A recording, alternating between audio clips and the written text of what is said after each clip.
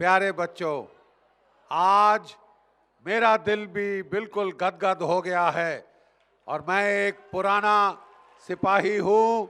आज मुझे बड़ी खुशी है कि हमारी फौज का जज्बा, हमारी फौज का जोश अभी भी कायम है। जैसे हमारे जमाने में होता था, शायद अब उससे भी अच्छा जा रहा है।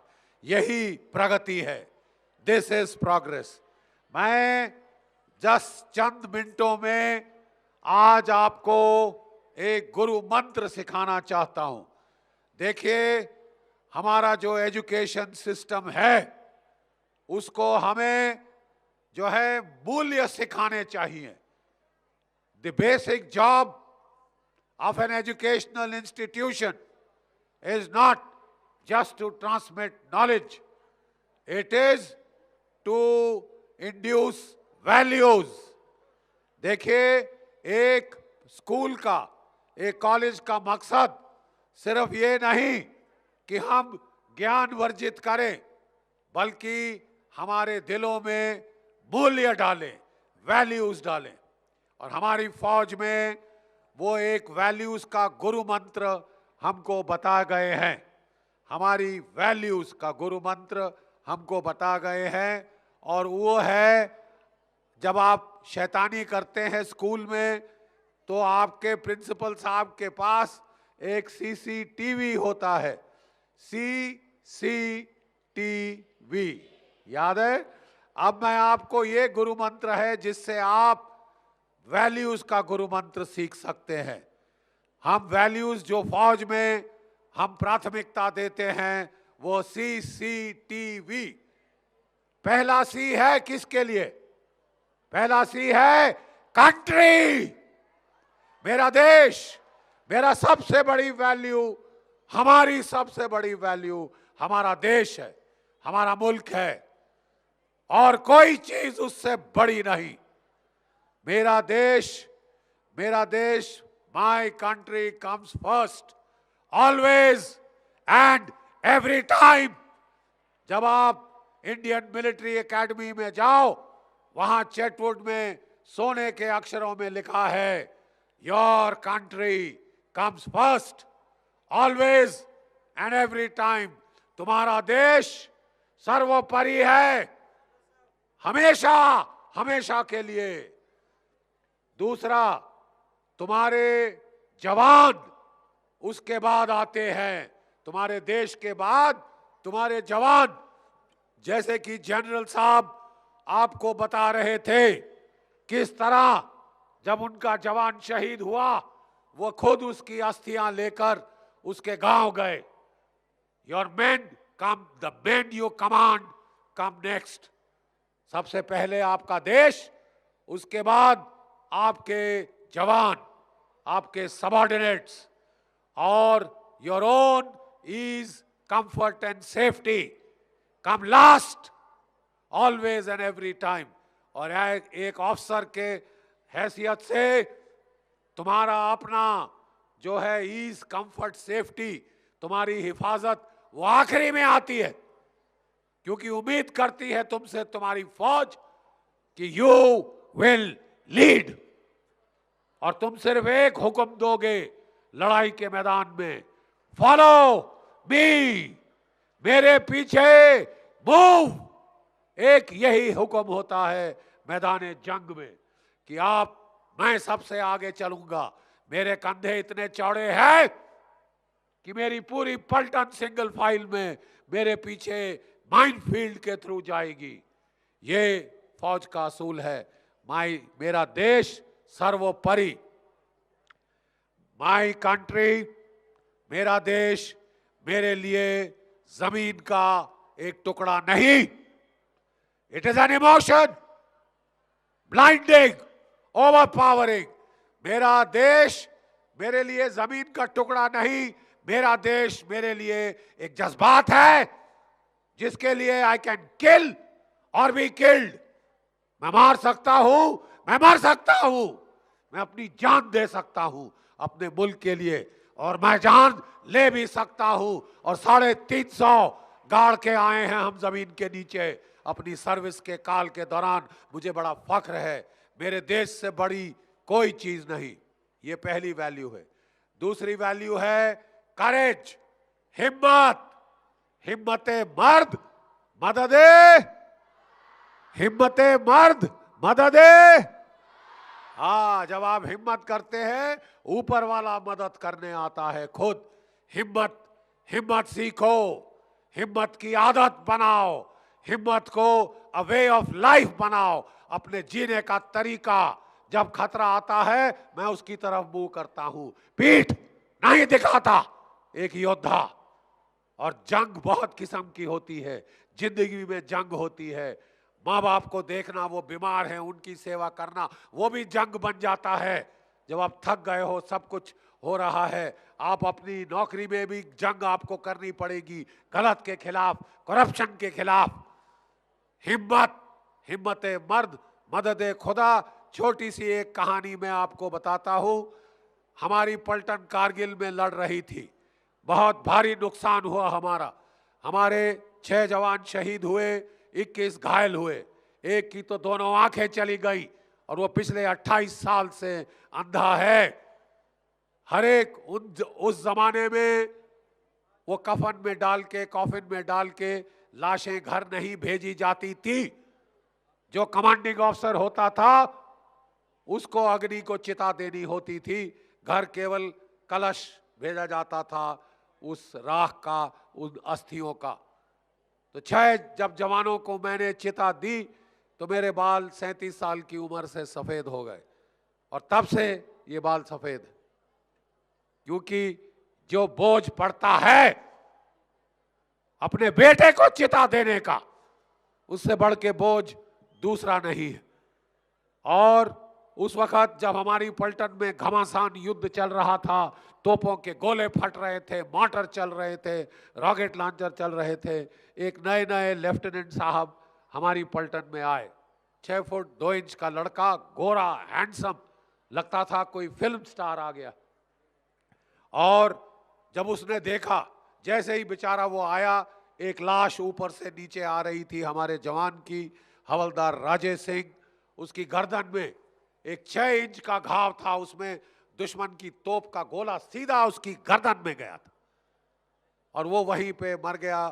तो उसकी हमने जब बॉडी के वो सारा कपड़े में लपेटी हुई थी, पट्टियों में हमने खोली, तो उसके मुंह पे इतना बेटा पीसफुल एक्सप्रेशन था, इतना उसके मुंह पे शांति थी कि मैंने कहा ये जिंदा है, डॉक्टर साहब इसको इलाज करो।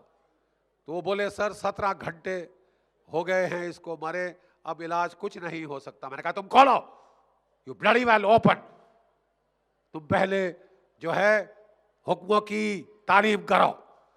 तो उसने खोला और फिर मेरे को दिखाया, गर्दन के नीचे यहां 6 इंच का इतना बड़ा छेद, जहां पे वो जो एयर डिफेंस गन का गोला था उसके हृदय तक जा चुका था, वहां जाके वो उसको मारा था।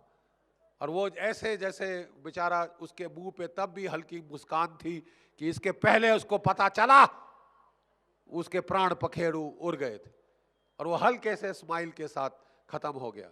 ये बेचारे नए अफसर साहब जो आए थे, पहली बार लाश देख रहे थे और उनको उल्टी आ गई, उसको उल्टी आ गई। पहली बार लाश देख के होता है ऐसे, थोड़ा टाइम लगता है टांगे तगड़ी होने में। तो बेचारा वो बड़ा हैरत में था कि किस जगह फंस गए।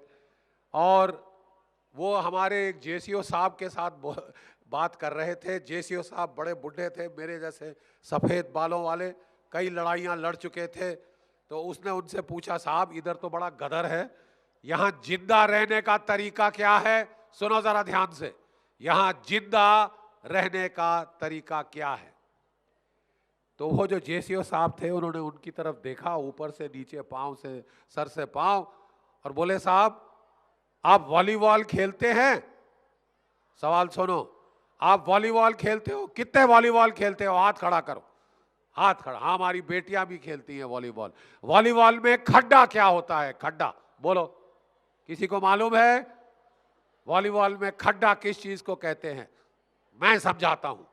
आप मैच खेल रहे हो, मैच पॉइंट पे आ गया, राइट? अब आखिरी सर्विस देनी है आपको और गेम पॉइंट और हार जीत का फैसला हो जाएगा। सर्विस आपको देनी है, तो आप क्या करो, आप बॉल अपने हाथ में पकड़ो, ऐसे हो जाओ और दुश्मन की टीम में आंखें गाड़ो। जिसका चेहरा सबसे डरा हुआ है उसको सर्विस दो, वो गिरा देगा। आप समझे? जिसका चेहरा दुश्मन की टीम में हवाइयां उड़ी हुई हैं, डरा हुआ है, उसको सर्विस दो, वो गिरा देगा। उसको बोलते हैं खड्डा। मैदान जंग में गोली खड्डे की तरफ जाती है। हमने कितने देखे हैं जवान, कितने देखे हैं अफसर, वो हंसते खेलते गए, हंसते खेलते आ गए। और हमारे लड़के बोलते थे, रोंदा आया मरने दी खबर लेके जाएगा। जो चू चू का मुरब्बा, मेरी पोस्टिंग यहाँ क्यों करी साहब, मेरी सीएचएम से लगती थी, उसकी लड़ाई थी इसलिए वगैरह वगैरह, वो वहां पे मारे गए। गोली डर की तरफ जाती है। और बड़े से बड़ा योद्धा भी जब उसका समय आ जाता है, पहले डर आता है, फिर मौत आती है। पहले डर आता है, फिर मौत आती है। और अगर आप डरो नहीं तो यह अमृतत्व की चाबी है तुम्हारे पास। तुम नहीं मार सकते जब तक तुम नहीं डरे। जो डर गया सो बिल्कुल, अगर तुम एक गुरु मंत्र इस कथा शिविर से, इस कैंप से लेके जाओ, 2 सिपाही एक के बाद एक आपको यही गुरु मंत्र दे गए हैं, जो डर गया सो मर गया। और मैंने देखा है कि मरने के पहले बहादुर से बहादुर सिपाही भी कई बार जब विचलित थोड़ा सा मन में होता है, वहां गोली खींच लेती, वहां गोली खींच लेती है। तो कंट्री, करेज, और तीसरी चीज है कंपैशन। अभी एक बहादुर सिपाही की मिसाल जनरल साहब ने दी। कंपैशन क्या था उस सिपाही में, जो कि एक जलते रेलवे स्टेशन में घुसा, एक बार नहीं, 2 बार नहीं, 3 बार, जब तक कि वो खुद नहीं चला गया, वो औरों को एक के बाद एक करके वहां से निकालता रहा। इसको कहते हैं सहानुभूति, इसको कहते हैं दया, इसको कहते हैं कंपैशन। नहीं तो एक सिपाही जो बहुत बहादुर है वो जल्लाद भी बन सकता है, वो जल्लाद भी बन सकता है। उसको मारने में कई लोगों को तो शौक आता है, जैसे ये जिहादी कुत्ते आते हैं यहाँ पे, बड़े शौक से मारते हैं सिविलियन को जिसके हाथ में हथियार नहीं। कसाई का काम बड़ा अच्छा लगता है, इसके लिए कि आप में इंसानियत बनी रहे। सिपाही के साथ होना, आप में दया का होना भी बहुत बहुत बहुत जरूरी है। और एक मदर टेरेसा का नाम लिया जाता है जब दया की बात की जाती है। सो कंट्री, करेज, कंपैशन, और आखिरी है ट्रूथ, सत्य। क्या है इस देश की मोटो? सत्यमेव जयते, सत्यमेव, सत्यमेव। शाबाश, सत्य की ही जीत होती है। झूठ कितना भी ताकतवर लगे शुरू में, उसके पांव नहीं होते, सत्य की जीत होती है। और मैं सत्य के बारे में एक छोटी सी कहानी महाभारत से बताता हूं कि सत्य का मतलब क्या है। अगर आप सत्यवान हैं, आप कभी करप्ट नहीं होंगे, आप कभी झूठ नहीं बोलेंगे, अपने फर्जी नकली दस्तावेज नहीं बनाएंगे, पैसे नहीं घाड़ेंगे किसी और के। सत्य आधार है। सत्येन तितिष्ठाय जगत, truth is the foundation of this earth. और मैं छोटी सी कहानी बताता हूं। 5 पांडव और 100 कौरव, सुनो ध्यान से सुनो, 5 पांडव और 100 कौरव, इनको लेके देहरादून गए गुरु द्रोणाचार्य। ये नाम देहरादून कहां से आया जानते हो? डेरा द्रोण, द्रोण का डेरा, उसका नाम बदली होके देहरादून बन गया है। और हमारी इंडियन मिलिट्री एकेडमी आज उसी स्थान पर है जहां कोई 5000 साल पहले कौरवों और पांडवों को गुरु द्रोणाचार्य ने ट्रेनिंग दी थी। आप जानते हो यह है इस देश की कंटिन्यूटी, कल्चरल कंटिन्यूटी। वहां पे शिक्षा शुरू हुई।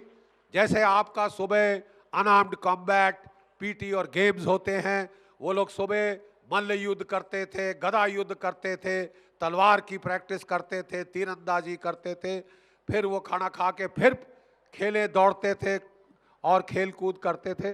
शाम को उनकी क्लास चलती थी, नीति की क्लास। तो वो जो क्लास शुरू की, उसमें जो पहला जो लेसन था उसने बोला, और जो टीचर था वो आ गया कौरवों पांडवों के सामने और बोला, मेरे साथ बोलो, सत्यम उवाच। बोलो, सत्यम सत्यम। हाँ, सत्यम उवाच का मतलब सच बोलो, सच बोलो। तो फिर वो अगले लेसन पे चला गया। अगले दिन जब फिर पाठ शुरू हुआ शाम का, तो टीचर ने बोला, इसके पहले कि हम आज का पाठ पढ़ें, सबसे पहले हम कल के पाठ को रिवाइज करेंगे। तो सब लोग खड़े होकर बताओ, अर्जुन कल का सबक क्या था? बोले सत्यम उवाच। Very good. भीम कल का सबक क्या था? सत्यम उवाच। दुर्योधन कल का सबक क्या था? सत्यम उवाच। फिर बोला युधिष्ठिर खड़े हो जाओ, कल का सबक क्या था? चुप चुप। सबसे बड़ा जो लड़का था उस क्लास में उम्र के लिहाज से सबसे बड़ा था कौरवों पांडवों में, चुप। बोले तेरे को ये सीधी सी चीज याद नहीं हुई? तेरे छोटे भाई नकुल सहदेव भीम अर्जुन सबको याद है। अबे तू ठूठ है, तू गधा है, तू क्या है? बड़ी डांट मारी टीचर ने। अगले दिन फिर उसने लेसन रिवाइज किया, कल का क्या सब्जेक्ट था, पहला दिन का पाठ क्या था? नकुल सहदेव, सत्यम उवाच सत्यम उवाच सत्यम उवाच। युधिष्ठिर चुप। बहुत डांट मारी उसके टीचर ने। 7 दिन बच्चों ऐसा चलता रहा। बड़े ध्यान से सुनो, अगर तुम ये चीज समझ जाओगे, तुम एक बहुत बड़ा गहरा सत्य आज समझ जाओगे। 7वें दिन उसको बोला, तेरे को पहला पाठ याद क्यों नहीं हो रहा? तेरे कान पकड़वा के मैं तेरी 100 दंड बैठक लगाऊंगा। बोल, क्या था पहले दिन का पाठ? तकलीफ क्या है तेरे को याद करने में? याद नहीं होती? 200 शब्द है, सत्यम उवाच सत्यम उवाच सत्यम उवाच। क्यों याद नहीं हो रहा? बोले याद है आप पहले बार का सबक? बोले जी गुरुजी, सत्यम उवाच। बोले वाह, आज कैसे याद हो गया? 7 दिन याद नहीं हुआ, आज कैसे याद हो गया एकदम? क्योंकि मार की बात पड़ी? बोले जी नहीं, मैंने पूरे हफ्ते, ध्यान से सुनो बच्चे, क्या बोला युधिष्ठिर? मैंने पूरे हफ्ते एक भी झूठ नहीं बोला।